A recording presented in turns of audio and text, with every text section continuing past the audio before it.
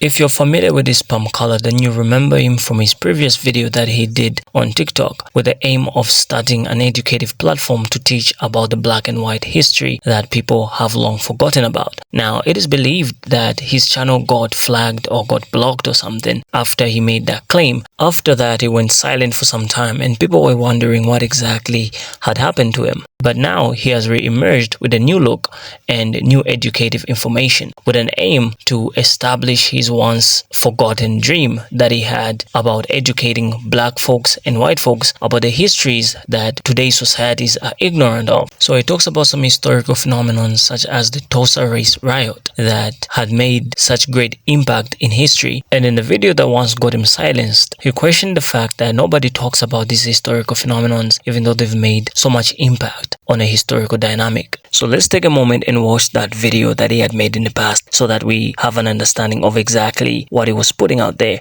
And after that, we're going to play you a video of him with newfound perspective that he pulls out on our minds and try to educate us on some phenomenons that you might find relatable. Do you know how much effort it takes to draw a town of people? Think about that logistically, what that takes. I want to make a series here on TikTok and call it White Black History, because as a white person, I know we don't get taught the truth on America.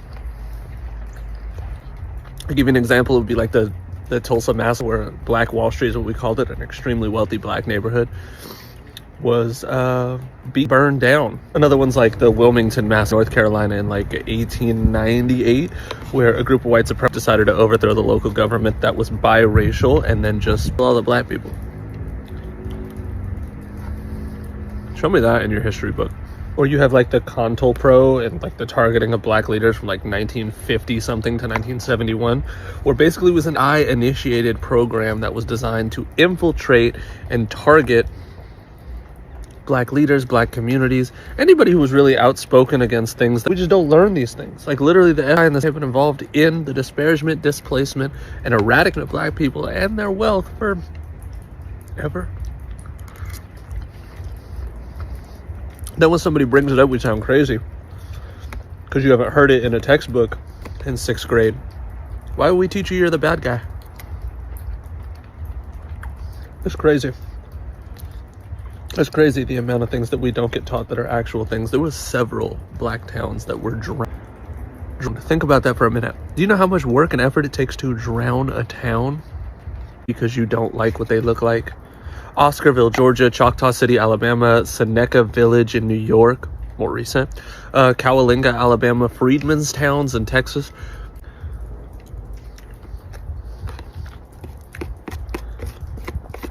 That's black-white history, though. One of 4,400 known black victims of lynching between 1877 and 1950. Who else is putting up numbers like that? And that's known victims. I don't know if you know this, we're not great at recording our crimes. I'm gonna break that math down for you. So 1950 minus 1877 is 73 years. 4,400 known lynchings. That's one every 60 days for 73 years. Every 2 months. Just so you know where I'm coming from, I just put a video out about Ed Johnson. I'm reading you some of the info.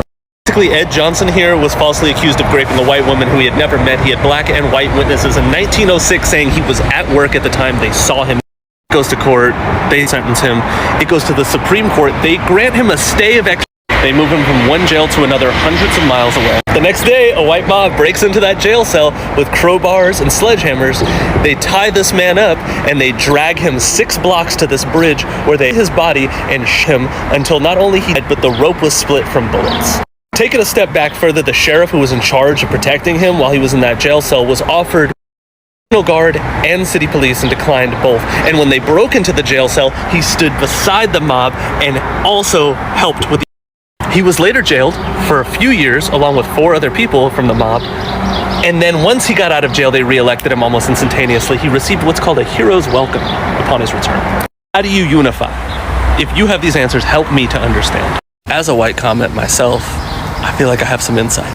Personally, I think the #1 reason that white people don't jump in the comments is because they don't want to be uncomfortable. This group usually follows up with a sentence like, I wasn't there, I didn't do it, I can't be held accountable for my ancestors. White people, we have a 400-year head start. Are you kidding me?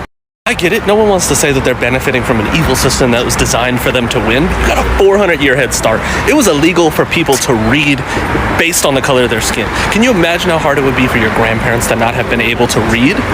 Like, illegal. Like jail or lynching if you read. Conceptualize someone you because you can read. For two reasons. They come to the comments and they don't know what to say. They're uncomfortable, but they're like, I want to help, I want to do, but we don't know what to do or say. We feel lost, so we would leave it empty instead of filling it with our confusion. And it's not black people's job to teach us these things, so we only have each other to look for, or I don't know, all the information on the internet. But when it comes down to it, we truly don't know what to do or say. Some of us feel terrible, and we just don't know, like, how can I make this better, personally? I struggle with it. I know I do. I don't know how to make the system better. And then there's the third group. The third group doesn't watch things like this, so the algorithm is not bringing them here. Black Wall Street refers to the Greenwood district of Tulsa, Oklahoma in the early 20th century. It was one of the most prosperous African-American communities in the United States at the time. In 1921, it was tragically destroyed during the Tulsa Race Riot, where palm-color mobs attacked the district, resulting in unaliving injuries and widespread destruction of homes and businesses owned by African Americans. The name Black Wall Street reflects the economic success and entrepreneurial spirit of the community before the riot. So I have obviously used this word riot in place of another word. So if you want to go and read for yourself about the Black Wall Street, please feel free to do so. But I just want to point out that because of the success of this community, the palm colors felt like they were in competition. And instead of just having a healthy competition, they went ahead and brought all sorts of destruction to the community. And they did this without any compassion or empathy. And that's a similarity that a lot of colonizers have. You are able to see the similarity of this sort of envy that stemmed from the lack of a cultural heritage of their own. And as they observed the indigenous expressing their ways of life and being intertwined with nature, they forced their ways on them. Now, this is an observation that I have made in Christopher Columbus's history and how he colonized the Americas and his alleged discovery of that land. So the Tulsa Race Riot was a 2-day-long palm color group riot that took place between May 31st and June 1, 1921, when mobs of palm color residents, some of whom had been appointed as deputies and armed by city government officials, attacked black residents and destroyed homes and businesses of the Greenwood district in Tulsa, Oklahoma.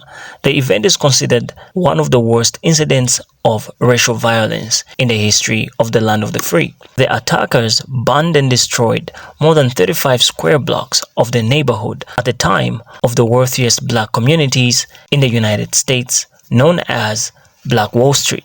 With this information in mind, the palm color in the first video also mentioned how throughout history, prominent governmental organizations have been targeting black communities and black leaders to keep them from thriving. And this incident is one of those examples. And after having such insight, it's one of those incidents that leaves you questioning which organization must have triggered this outburst from the palm color community. The other incident that it draws parallels from is the North Carolina unaliving, or the Wilmington riot or unaliving. This riot was caused by palm color people that went and unalived from 14 to 60 to 300 black people. And it also involved the destruction of one of the first black newspapers at the time. So a group of 2,000 palm coloreds went and overthrew the legitimately elected black people. Perhaps they felt they didn't deserve to be in a high-ranking position. And this was a time when palm coloreds owned the land. Palm coloreds were the masters at the time, so having black people in high ranking or in political positions must have felt like a threat to them. This was about 1898,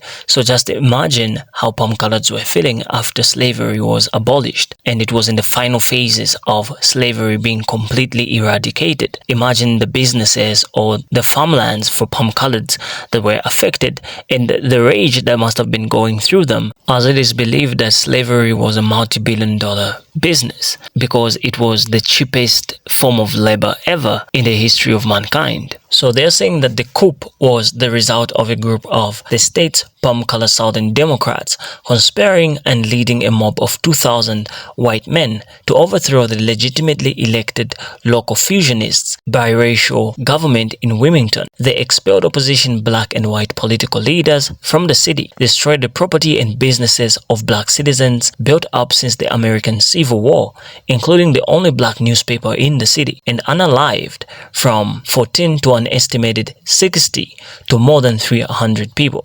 So the Wilmington coup is considered a turning point in post-Reconstruction North Carolina politics. It was part of an era of more severe racial segregation and effective disfranchisement of African Americans throughout the South, which had been underway since the passage of a new constitution in Mississippi in 1990, which raised barriers to the registration of black voters. Other states soon passed similar laws. Historian Laura Edwards writes, "What happened in Wilmington became an affirmation of white dominance, not just in that one city, but in the South and in the nation as a whole, as it affirmed that invoking whiteness eclipsed the legal citizenship and individual rights and equal protection under the law that black Americans were guaranteed under the 14th Amendment." So this reporter is implying that when it comes to suppressing the law, palm-coloredness does a better job at that. As we've seen in this incident, this just shows you how fragile the law is when it comes to protecting palm-coloreds when the other marginalized communities are facing the oppression. Which also reminds me how the saying goes that a palm-colored lady's tears are dangerous. Because that shows you that regardless of who you are or what your standpoint is, if a palm-colored woman cries, then you're going to be held accountable even if you are not responsible for what she's crying about. Which leads me to the discussion that this palm-colored man was having concerning the man that got arrested after facing allegations of alleged grape to the palm-colored woman. Now, this incident was a lie. It was a hoax. It is believed that at the time when he was accused, he was at work. And even when witnesses from both the palm-colored community and the black community came out and rallied behind him, no justice came to his rescue. How can we help alleviate or eradicate racial injustice without further marginalizing any community? Because it seems like no community enjoys the implications that come with racial segregation. And it also leaves us questioning whether there is a higher organization or higher institutions out there that would like this narrative to continue. Perhaps they benefit from it in one way or another. And this, my viewers, is the discussion sparked by today's creator. As we've discussed, with that in mind, you can go ahead and watch all his videos in full on his page on TikTok. And I would like to hear from you and what you think about today's discussion. And if you enjoyed today's topic and discussion, please like, share, and subscribe. I'll see you in the next video. Signing off.